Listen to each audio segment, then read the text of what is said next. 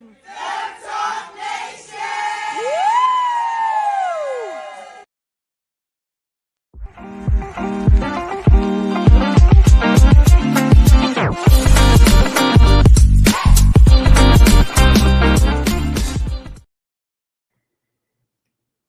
Disclaimer.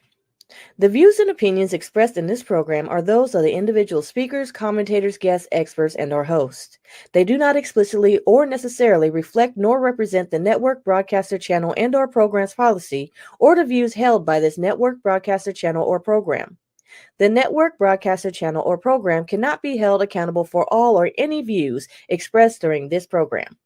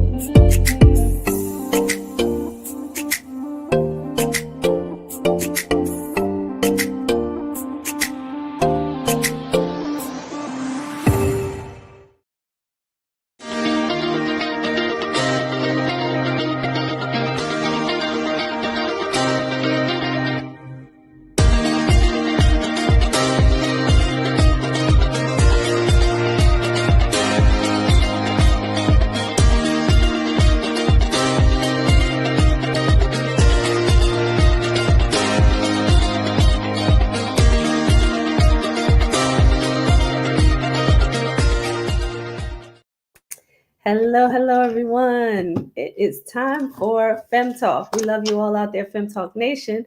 So I am going to bring in Shima Shishi, also of FEM Talk here. Let's bring her in. Let's get this show started. Hey, Shishi. Hey, FEM Talkers. Hello. All Hello. right. So listen, we like to start this show off with a question. Always.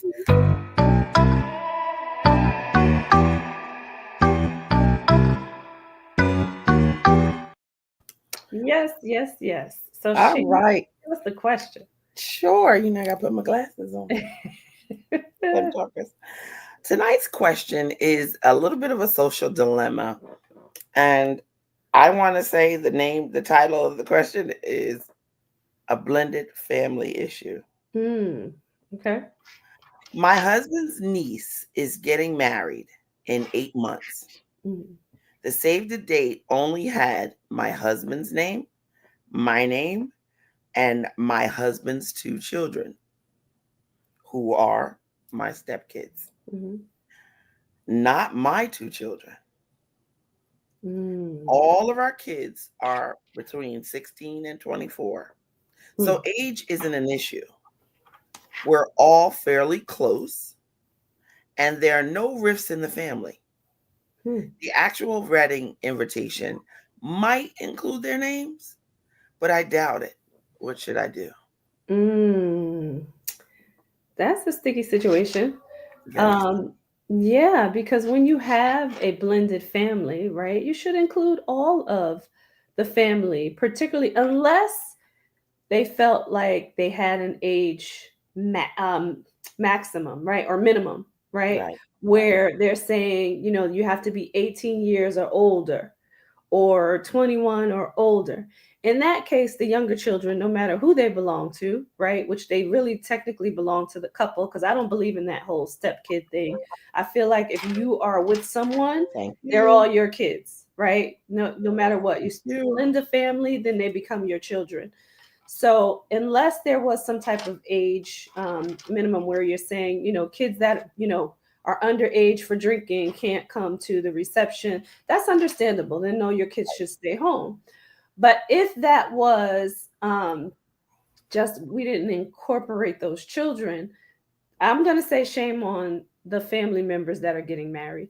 Because if you dare to include two of the children, you should include them all, noting that, you know, they have an extended family, that they are a blended family, and that there are, you know, four children, right? It's 4 children in the family, that there Four are together, yes. 4 children in the family. So that couple has 4 children. Biologically, it does not matter. They have 4 children. Right.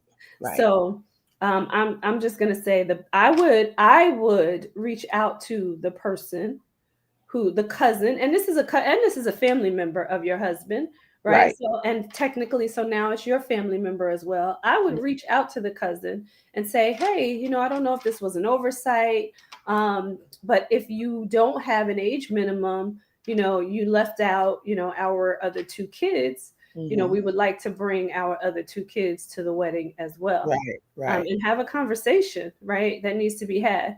And I will say, and this is just me, this is me saying, I would even offer that if you have a limit on the amount of people and you were just trying to keep, and this is me putting something together, right? Maybe you were trying to keep the 2 younger kids off because you have a limit. I would even offer to pay for the other 2 children myself. Now, I don't think it's right that they left them off, but listen, weddings are very stressful and they're very costly, right? So if they decided to leave the younger children off because they're trying to stay at a certain number of people, have that conversation with the cousin and potentially pay for those 2 kids to go so that all of the family can be included at the wedding. That's my take on it. I agree. I would definitely, the first thing I'm thinking is ask.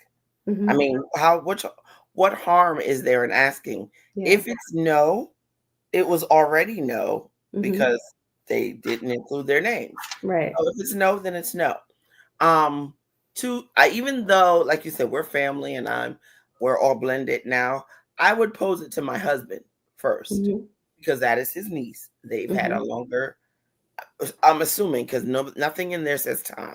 They've had a longer relationship.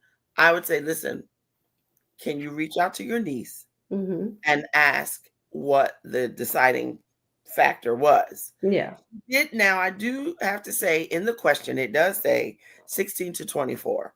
So if there's any age restriction for alcohol, let's say, or something in that manner, then I think it would be up to the family, husband, wife, and the 4 kids to decide who is going to go. Or maybe if it is a problem, it is costly, no kids go. Right. You and I go, they just miss out. But there's a great alternative. Right. And I think that's the secondary thing. I really think just reach out and ask. And I like the idea of offering to pay. I feel like that would be something me and my husband would discuss if we felt like it. For me, because my feelings get hurt for everything. I don't know if that would make me feel better. But they'll be there. I mean, no matter what, they'll be there. But I would want to know. I don't want to offend the person. I don't want to assume. Ask. Just ask. Absolutely. And everything doesn't have to be a discussion, but I would want to make sure that we are all understanding. We are a blended family, You now have 4 kids. And I would ask him, does your family know that? She did say we're close. So I'm assuming, that they're already aware. Selected. This is the other thing too. Those names are on the invitation. She has 2 other kids. What it does not say is, are her 2 kids in the household with them? Right. So depending on that age range, 16 to 24, the other 2 kids may be the ones older and out. And out of the house, because she didn't say which kids were hers versus his and where they were. So that is true. And if they're out of the house, maybe that was the consideration. Maybe they said, we're inviting everyone in this particular house. For this particular invitation. So it makes sense. It makes sense. But like you said, it's all about communication. That's It's it. all about communication. Yeah, and I don't think she'll be offended. Mm-hmm. It'll be helpful to her. Mm-hmm. If she doesn't think so, but like you said, it's very stressful. It's going to Mm-hmm. help you to know that you have to limit, or whether you don't have to limit the amount of guests that you invite. Because you get excited with the save the date. Yeah. But as you start to plan, Yeah. you start dwindling down. So, and I want to say this too, for the people that are getting married, anyone out there who's, planning a wedding, be mindful of how you send out invitations. If you know that you don't want children, right, you put no children on the invitation, and then don't have any kids, period, under, say maybe 21, right? Also, if you know that you don't want to give the option for people to bring other people, don't leave it open for them to invite other people and then get mad because they included other people on the invitation. Can't do that, right? If it's open, then, listen, if you leave it open and you say number of people and it has nothing on there, they could say 7, right? exactly. And I've seen it. I have too. That's why I'm saying this. That's right. Be very clear about how you send out your invitations. Make sure it's exactly how you want it for your wedding, so that you're not mad. The people that are coming are not mad. Everybody's going to come, have a good time, enjoy, and celebrate the couple, right? Listen, I have done many an invitation. So what I'm going to tell you is to make sure that your response card has 2 boxes. Yes, I'm coming. No, I'm not. No, I'm not. Exactly. No, exactly. And you should address the envelope to that person and a guest, or Mr. and Mrs. or Miss so-and-so. That's how it should be addressed. So I absolutely agree. Now I'm going to say this, when it's time for me to get married, we're going to make this very clear. Very clear. But we just wanted to let you guys, did you have something else on this before? No, I'm laughing. Oh no, another question? No. Just I thought you had a comment. I thought you had another comment. I was just laughing. So I just wanted to let people know that if you have a burning question that you want answered on this show, please send us an email at femtalktv@gmail.com. We want to address your questions. We love, getting all the correspondence from you and being able to answer your questions right here online. And, if you're out there listening while we're answering your question, feel free to put some comments right here on the show, because we will definitely address anything that you have extra to say while we are talking about the subject. So just wanted to give you that option. And after the show too. Don't forget. And after the show too, if you're watching us on Facebook or on YouTube, comment on those platforms. We go back, we read them, we'll respond to you, we like them. So, and we'll answer the questions. We'll even respond to the same question. Absolutely. If you have a better idea than what you've heard today. Absolutely. And we don't want to leave out E360 TV under Trajectory TV. So if you're watching us there, make sure that you send us an email. Send us that email so we can address your questions. And maybe what we'll do is we'll put a QR code out there also for you to be able to get in touch with us. So while you're watching on demand, you can just click the QR code and then send us anything that you want to do. So, you all just made me think about that right now, because I'm thinking, if you're watching us on demand, we want to make sure that you have an easy way to connect with us as well. All right. Yes. So our conversation tonight, oh boy, we've got a good one. And we've got a lot to cover here. So this may be a 2-part show. But this is called Conversations We Never Had. And we're going to give a little backstory here about how this came about, because this is really how Fem Talk was birthed, right? It was born out of things that your mother wouldn't talk about, around the kitchen table, things that they just didn't tell the kids, as they are living their adult lives, and things they just didn't share with the children, things that, as you get older and as adults, you wished that, your parents would have shared with you. So this is how now this show is being born again, so to speak, right? Because this is how Fem Talk started. But when we were going through this and we were talking about conversations we never had, oh boy, me and my bestie came up with a whole list of things. So that's why we said this is probably going to be a show with 2 parts. And then once Dr. Melissa comes back, we'll be talking about it with all three of us. But we think that, there's so much there. There's so much goodness there, and so much that, parents just did not share. Right. So let's get into this, right? Let's jump right in, both feet. Jump. Clearly, right that was in. not how it was done. I'm going to start with the most juicy subject, right? I'm going to start with the sex conversations, right? I want to start there because I know that was something that we just didn't really get into, right? It wasn't a conversation that parents had with us, right? And Shima and I, as you all know, if you've been watching the show, she's my best friend. We grew up together. We've been knowing each other since we've been on this earth, right? So we didn't get those conversations. We did not get the sex conversations. No one said, and I'll be honest with you, I heard about, sex education and protection from school. Right. We did not talk about those things at home. And I think maybe, because of the time period that we grew up, maybe they just hoped that we just would not want to have sex.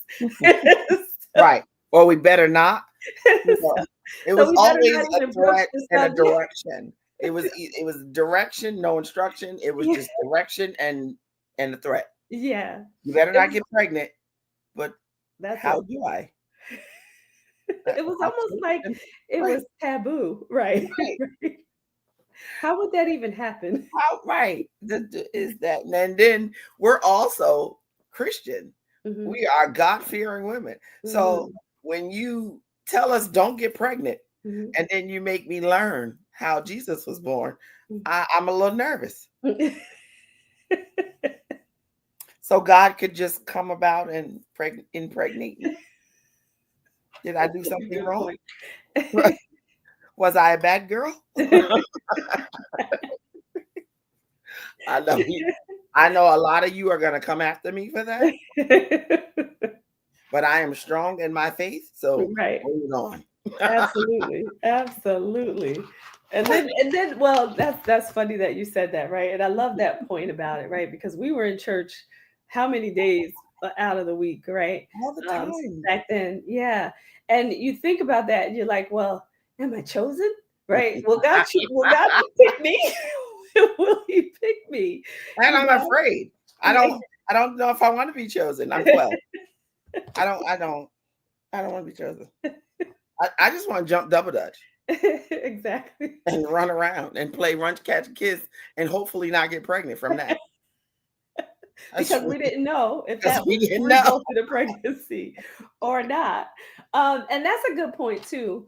Because you had, some of the more experienced, I guess, children in the neighborhood that wanted to introduce the run, catch, and kiss game. And I remember that game.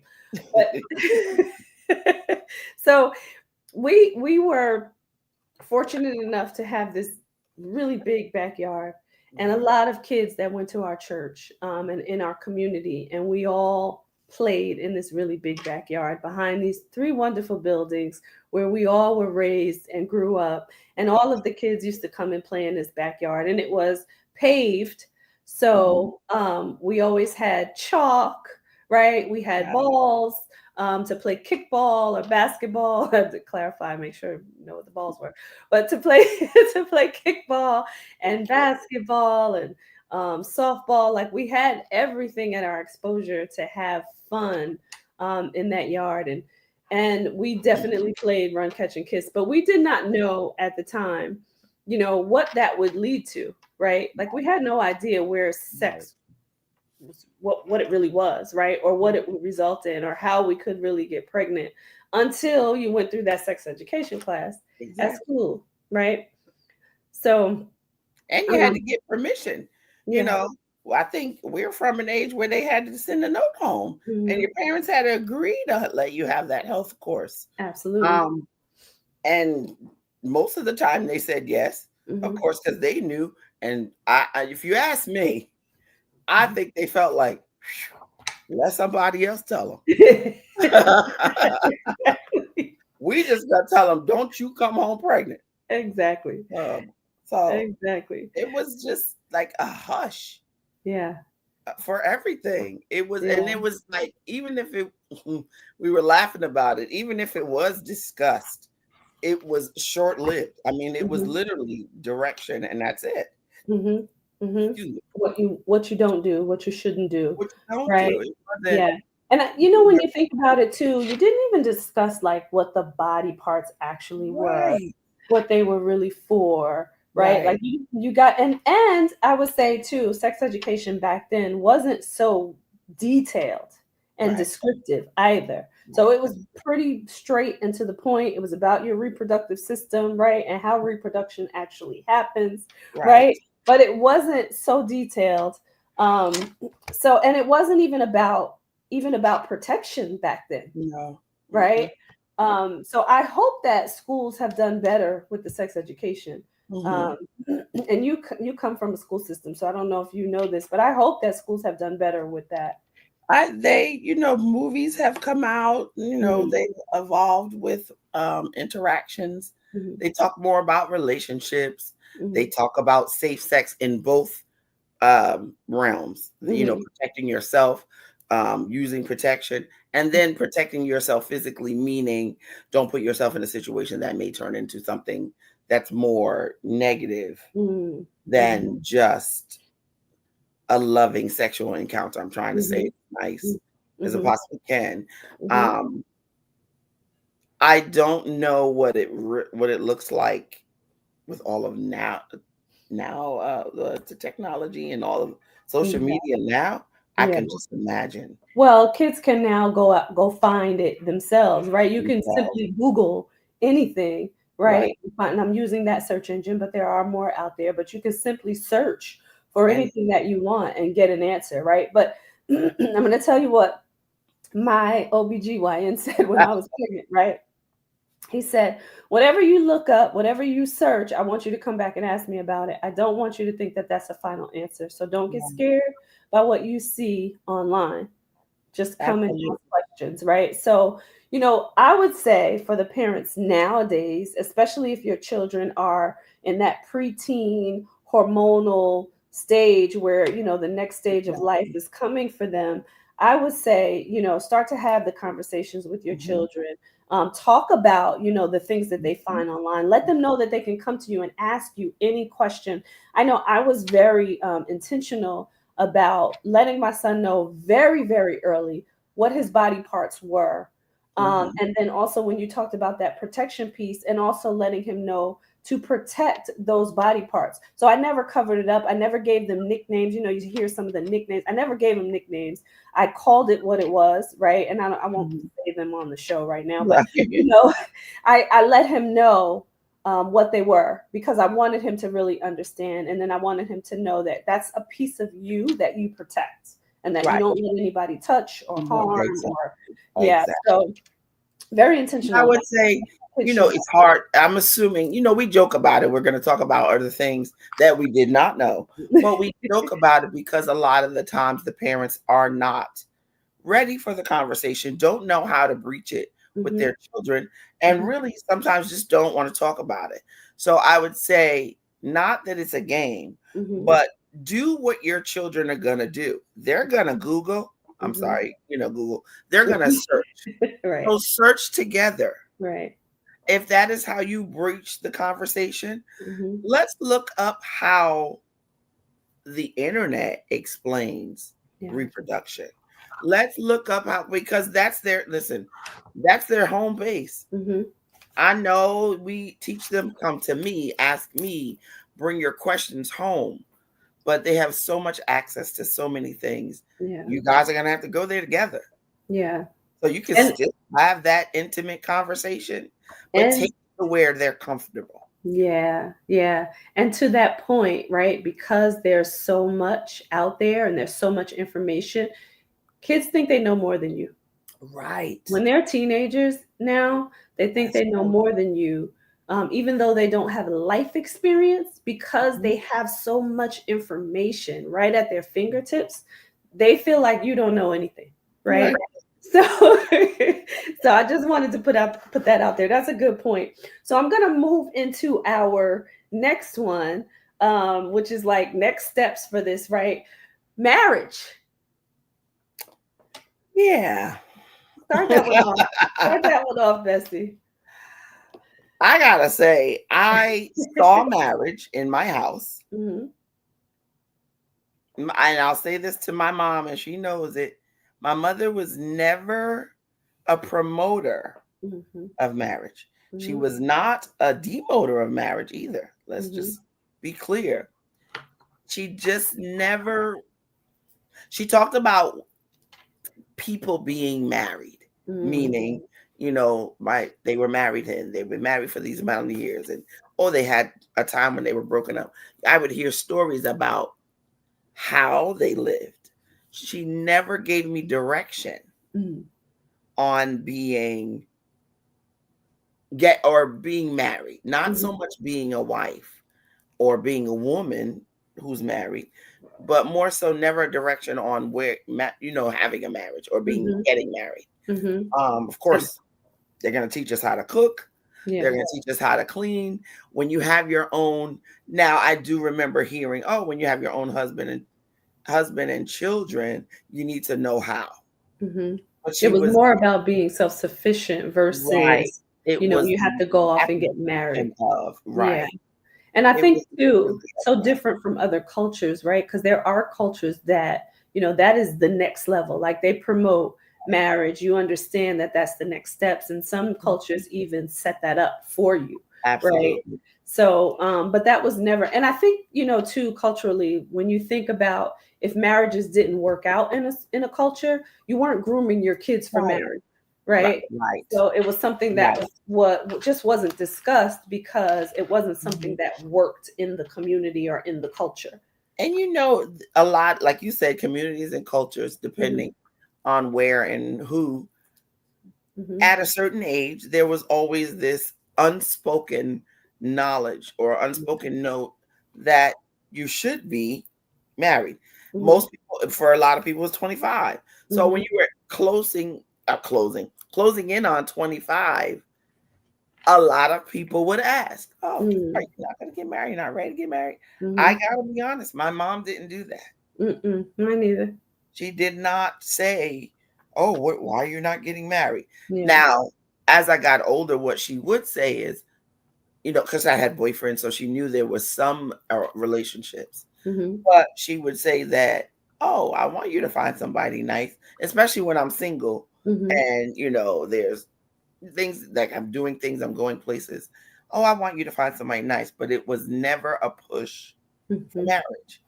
And like you said, I'm assuming it's most likely because, listen, things didn't work out. Right. Yeah. And I think for me, it was completely on the other side of it. Like the marriage wasn't even a mention because it was more like, you know, go out here, you know, be independent, get your own, have your own thing, do your own thing, know how to take care of yourself. You know, that was pushed more than marriage. So the other side, the other part of the conversation just wasn't mentioned. That just went along with, and I think that's the similarity too. Like, unfortunately, because like my bestie said, we've been together our whole lives. Our families have been together our whole lives. Our moms were friends before we were. Yeah. So, there's going to be similarities in that upbringing. Yeah. And that was it. You were more concerned with making sure that you have an independent mindset. Yeah. And can take care of yourself. Absolutely. Than a blended mindset and attaching yourself to someone. And it's not, listen, it's not good or bad. It's not, it depends on your life and what you would want and what works for you. Yeah. Not saying the great part about it, I do have to say, it's almost like a disclaimer. The great part about it is we were still, and I can say this for you because I heard you say earlier, we're still open. We're wanting that connection. Yeah. Marriage is definitely a milestone that I want to, you know, encounter. Yeah, for sure. Regardless of whether I was told about it or not. You know, I watched it, and from a certain standpoint, I felt like, I think I want that. And that's never changed. Mm-hmm. And you know, as you start to experience life, you pick up things along the way from other people too, right? You respect your parents and their journey and their experience and where they came from, but then you also have the opportunity to take a look at, in this case, we're talking about marriage. So take a look at other marriages that are working, that people are intentional about continuing marriage and making it work, right? So once you have different levels of exposure, then you can start to decipher in your own mind, well, do I want this? Do I not want this? And, how can I go about, thinking about marriage even before it actually happens, right? So, hey there, mommy. So my mom's out here. Yep, we are talking about conversations that we never had growing up. Now, I will say this: there's nothing that we can't talk about now. And I'm just gonna. This is a shameless plug for tomorrow, because now we're going to be talking about, on the Whole Living Show tomorrow, about conversations that we now have to have with our parents. The reverse. So you guys make sure that you tune in for that tomorrow evening. And I just want you to know these are going to be the faces tomorrow. Yes. But to continue this conversation, in terms of conversations that we just didn't have, I want to move over to more of the kind of like wellness care. And I'm calling it wellness care because I'm thinking about, health, life insurance. And we're going to bundle these a little bit because they kind of all go together. They overlap. Finances and investing, credit, right? Like all these things that you weren't taught in school, and you weren't taught at home, right? On really how to make things more efficient for yourself, right? To live more of a fulfilled life from those perspectives. So we're going to get into that, but we're going to take a quick commercial break. Stay tuned, everybody. Don't go anywhere. This is about conversations that we never had growing up that now we are talking about right here on FEM Talk. Don't go anywhere. Here we go.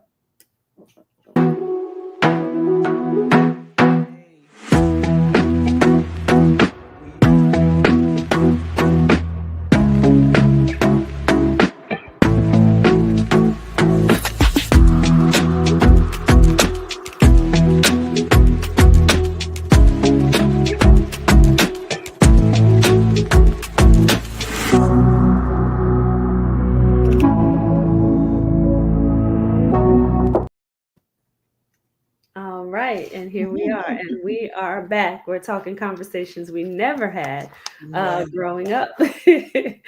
So we're bundling that whole wellness care conversation together, right? Because we just didn't talk about those things. And I think it comes from a place of, things get passed down, right? And what doesn't get passed down, you just kind of skip over because you just don't know. You don't have any knowledge. And, growing up, the source or the resource, right, that you had to look up information was the encyclopedia, right? Can you remember those encyclopedias where the people used to come around to your house? Okay, we're aging ourselves right now. Well, I was gonna say, nerd alert, nerd alert. I was super excited when the Encyclopedia Man came around, and we got the whole Encyclopedia Britannica. I was super excited. That was a nerd alert. But you can look up everything. Everything. You can look up everything. I was getting ready to say, we didn't think to look up. I'm going to tell you, yesterday, my bestie and I were looking up words that probably would have never come across our parents' minds. And we learned them from friends. And it wasn't good. I don't think I would have thought to look those up then, because we just didn't know those words. Imagine if we did. Oh, okay. Those were doozies. We'll have to talk about those on another show. Probably got caught and get in trouble. Talk after dark. Right. Exactly. But yeah, you're right. That encyclopedia was our friend.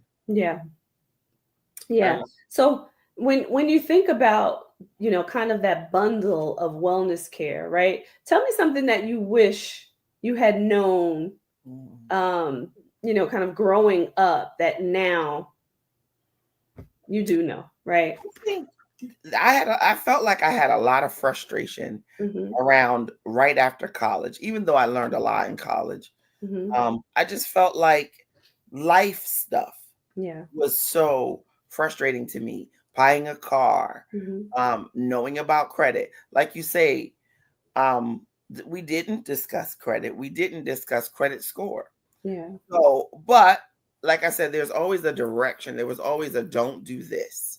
So it was more so as you get older and you talk about things like things that you see that are tied to like your credit score. You see them use a credit card, or there's a credit card account or some kind of credit account. And the direction was don't mess up your credit. But you didn't even tell me what credit was. Right. And how do I not mess it up? And, right. How do I even start credit? Right. And the only thing is, let me figure that out. How do you mess up credit? Well, she's talking about credit cards. So in a sense, you're telling, as a child, I'm thinking, don't get a credit card. But when you get out there and then they offer it to you, and I can only speak for myself, I was explained at 18 that, oh, you're 18, you can have your own credit card. I can't. So then you end up with 12. And then you mess up your credit. Right. So you know what that means, right? Okay. Right. And you're 18 and you're going into college and they want to give you every credit card imaginable and you don't have any money to really manage the credit, nor do you know what makes your credit go up or down. So you have no idea. You're just spending because they're giving it to you. Right. Right. In your mind, if you're naive in any way, in your mind, it's free money. Yeah. And you know why? Because you don't have a good financial background. Right. You were not given the tools. You were told that money does not grow on trees. Right. And okay, you're right. You were told that you needed to work hard. You were given a great work ethic. Yeah. But not the knowledge of what money is and where it comes from. Yeah. Specifically. Yeah. And how you manage it. How do you manage it? Right. And how do you save? How do you invest? You know, how do you make sure that you're paying your bills? Right. How does all of that affect your credit? Absolutely. Yeah. And we have to give them some reprieve because they possibly didn't know themselves. Right. They learned the hard way like we did. So, and, you know, this is, you know, to all the educators out there, right? I do feel, and my son is getting out of school now, so it's not applicable for him, but for those coming up through junior high school and high school, like there needs to be programs in school, courses that talk about money management, that help kids to learn about credit and money management and investing before they even get out of school. Right? It's not something that school actually teaches the kids. I can remember being in New Jersey, and you know, I always talk about this. If you guys have heard me talk about the educational system in New Jersey, and it wasn't so much that was a part of the curriculum there in the town that I was living in there, but the parents fought for investment classes, right? To at least introduce the kids to how do you start to invest? My phone's on ding. How do you start to invest? You know, how do you balance a checkbook, right? Something that may seem so simple. That exactly. Well, people don't write checks anymore. But at the same time, you need to know how to balance your checking account, right? Or your savings account, right? And knowing how to disperse your funds also, right? Because the old way of just putting it into a savings account where you're not going to actually make any real money off of it, right? is not the way to go these days, right? But we didn't even know, like, okay, how much should I put in my savings every time? I need? How much do I need to use for my bills? How much can I now invest? When I need to invest, where do I need to put it, right? What has the most return, right? No one spoke to kids about that back then, and they're not really doing that now, especially not in education. So, you know, for the educators out there, let's push for these things to happen, for kids to learn more about how they better take care of themselves, because they're not prepared when they come out of high school to take care of themselves and to know what money management and finance and all that really is. Absolutely. I know earlier you talked about life insurance and how what we know about that, and all we know is you need money to bury you. Yeah. You have to have something to bury you. That's what was taught. And the ins and outs of what you can use it for if you have it, or what opportunities it affords you, if you have it. Yeah. But a lot of that took reading, just reading the fine print and understanding it. But they just, that I think it's an error when we grew up. They were just do what they got to do, parents. We got to make this right. We got to work, take care of these kids, make sure they grow up and they're safe and they're somewhat sane, and get them out there. Somewhat.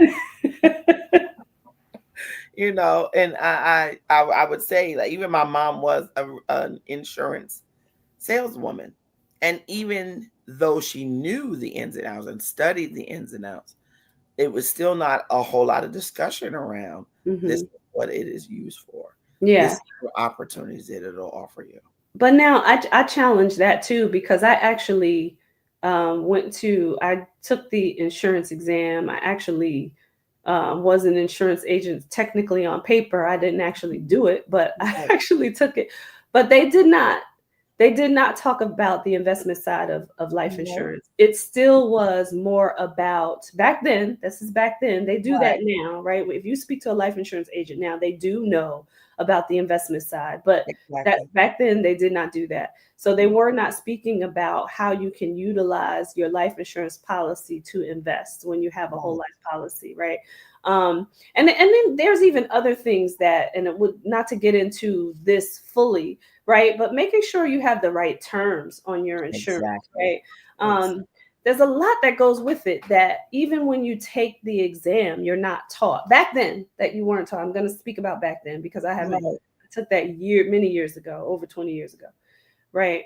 But I just want to say, like, how things start to evolve, right? And people start to learn. And listen, because there's so much information out there, and I always say this on every show, you guys see me on here, I'm like, go out and do your research on these things, because you have so much information now. But don't take the status quo of what you've been learning. Put yourself in a position where you are curious and you want to know a lot more because you want to better your life. So I wanted to mention that as well. Yes. So go ahead. I'm sorry. I cut you off. No. That was really the gist of it. Because what else is there? It was always just have it.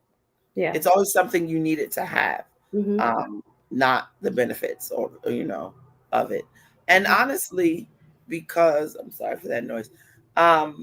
What I guess the lack of knowledge about it, I am in. I don't know if you want to call it an upside down insurance policy, but if I knew more about it when I established it, I probably wouldn't have picked, like you said, the terms that were chosen. You live and you learn. Yeah. And I don't know.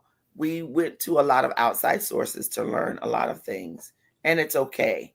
But it would have been helpful if we knew those things just coming out of the house. You're bright-eyed and you're 18 and you're going out there with the world at your face and your parents at your back. Yes, that's just what life is. Yeah. And you have me thinking about something right now. As my 18-year-old is ready to graduate college, and graduate high school, not college. Jesus, I'm moving forward real fast. But graduate high school. But I think about now, and this is just me saying this now for him, like, he needs a mentor, right? Because listen, kids won't necessarily take everything that their parents are saying, because we don't know anything to them, especially this age of kids now, and their access to information. But get your child a mentor who's a little bit older, who really has a handle on like this part of life, right? Life insurance, investing, credit, money management, who can help them figure out what they need to do, with your support in that, right? And you might learn something yourself as you go through this with your children, but get the mentors who really know what they're doing here. And that takes homework too, right? Do the research on the people that you decide to engage with your children to learn these things. Absolutely. Yeah. And just that umbrella portion to Brent, you're talking about the wellness, the actual physical wellness. We also talked about going to the dentist, going to the doctor, going to the eye doctor. Yeah. A lot. You would be surprised at how much lack of knowledge there is around our teeth and our eyes that develop later. And we could, like you said, we would come from a different decade. So we are speaking from that 70, and we're just gonna tell it that 70s decade. But I wonder, and FEM talkers, I would love to see your comments. I wonder what it felt like and sounded like for the 80s, the 90s, the 2000s. Did it? I'm assuming it definitely got better, because of course there's way more people who are more focused on having better gum health, teeth health, eye care. But just knowing from our standpoint, it wasn't something mentioned. If the school didn't mention it, it wasn't like, okay, you have to get your eyes checked. I did say to Tracy that my mom was a stickler for the teeth and the eyes, but she was also a glasses wearer. So sometimes it matters if it's something that has affected them. Yeah. For them to make sure it's reiterated in your life. Yeah. And back then too, I can remember, and my mom can attest to this because she's watching, but like going to the dentist was kind of a little taboo. It was like, it was scary, right? Because of the equipment that they used. And so a lot of people in the community were scared to go to the dentist. So if the parents were scared, then it wasn't really passed down to children. So the children weren't used to going. So it was like, you just didn't really know about it. It made an interesting point about school usually only points out something when they really feel like there's a big issue there, particularly with the eyesight, not so much with the teeth, right? They weren't concerned with the teeth, but with the eyesight, because if a child can't really see the board or is having trouble, then that's when they would mention it to the parents. But there's already a problem that exists versus being preventative about those things, right? So it's interesting how that worked out. I know that for me, and yep, I'm telling on you, Mom, I love you, but I'm telling on you. For me, I didn't start really going to the dentist until I got to college. And I found out that, with my insurance, that my dad's insurance, that I could go to this dentist by my school and start to make sure that I get my teeth done. And then when I came home, I just extended that. And then I just went crazy, right? I had braces twice, all that good stuff, right? But, you live and you learn, and you start to move forward and progress in the things that you want to do for yourself. But yeah, I definitely, and again, I'm mentioning this for parents too. I definitely became real intentional when it came to my son. So he's done everything early, right? He's always been at the eye doctor. He's always been at the dentist. He's always been at the doctor's office. And for every little thing, we are going to talk to the doctors. And I'm going to say this as a health coach, right? Definitely talk to the doctors, but always remain curious about your healthcare. Absolutely. Always ask questions, always do research, right? Doctors are amazing. You have amazing doctors out there. You have really good doctors out there. So this is not to knock the medical profession. Absolutely. But you have to understand your own body and that of your children, right? To really start to be curious about things, to be able to do what's right for you and your family. So I want to mention that. I want you to do your research. We just recently here in my household, we had some concerns that my son had, and we really had to do some research behind it. It wasn't just take what the doctor says and that's done, because that was not helping, right? So you have to do your research. And now we're at the point where, wellness is finally recovering from, what he was dealing with. But you if we had not done research, and I'm saying we because my son is a stickler about doing research. If we had not done research, then he would have been still in a position that he was in pain and suffering with something. But he's come out of that, thank God. Oh God, see, so here's my mom saying, that's right, took years to learn from my parents. And then she's saying here, I'm so glad that I've learned, even if it did take some time. Absolutely. Right. So, absolutely. So you live and you learn and you start to progress. All right, so I wanted to get into some of the more fun things before we close out the show, because this is something that me and my bestie were talking about. We're talking about swimming, right? So conversations you never had, right? So our families were not big on being around, being in large bodies of water. You could go to the beach, you could go to a lake, but I was going to say, we went to all the beaches, lakes, and pools. Yeah. I can remember. So we'll tell on ourselves a little bit. In our town, we had this big town pool, was almost like a beach. It was huge. The deepest end was 11 feet, right? And so me and my brother, we decided that we were going to teach ourselves how to swim. And both of us being daredevils, my mom I don't even think my mom knows this story. Both of us being daredevils, we were like, okay, we're going to go on the high dive, and we're going to jump into 11 feet, and then we're going to figure out how to swim. And we're just going to be there for each other, right? Neither one of us knew how to swim, but we're going to be there for each other. Right. So that's what we did. That's how you gratefully, we just weren't scared of water. Right. So we just tread water until after we jumped off that high dive and into the 11 feet, we tread water until we got to the raft that was out in the middle of this pool that I'm talking about. But I would implore you to get I think at that time, when I think about all the things that we're laughing about and talking about, they may not have had the money, right, the resource to be able to give us swim lessons. And I think when we were talking about this topic, that's what I said. I was like, well, they could have at least said to somebody, listen, somebody's going to give you some swimming lessons. And Tracy was like, well, nobody knew how to swim. None of them. So who were they sending us to? You're right.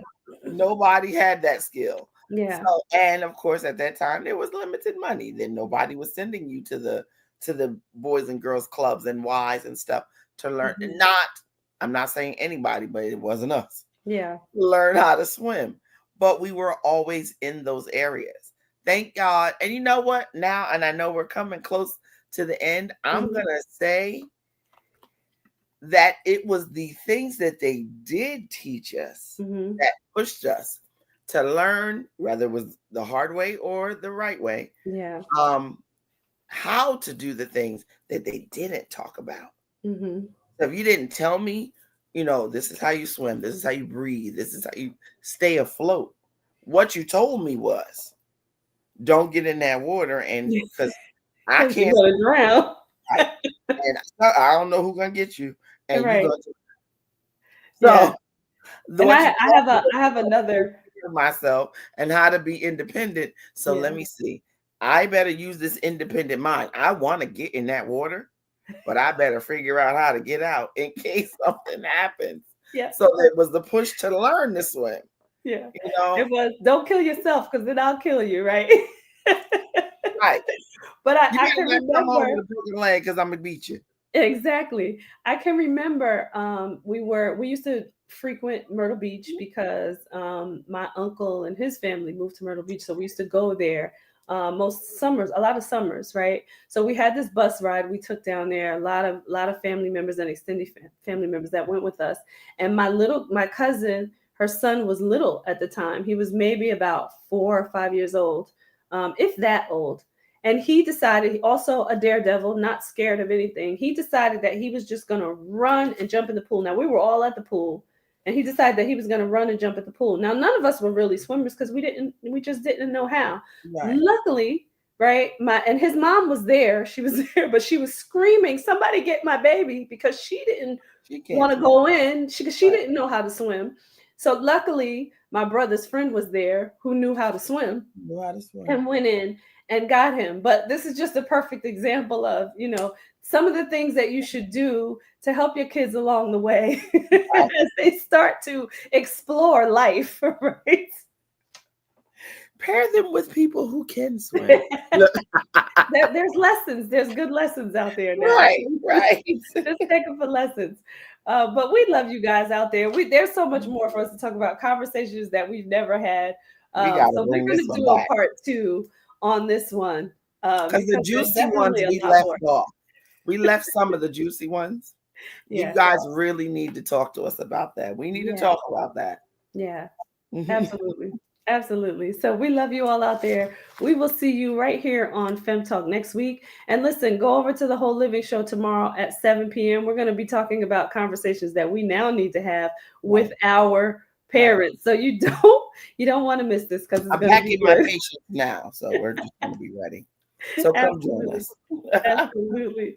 Take care, everyone. We'll see you tomorrow night at 7 p.m. Eastern Standard Time.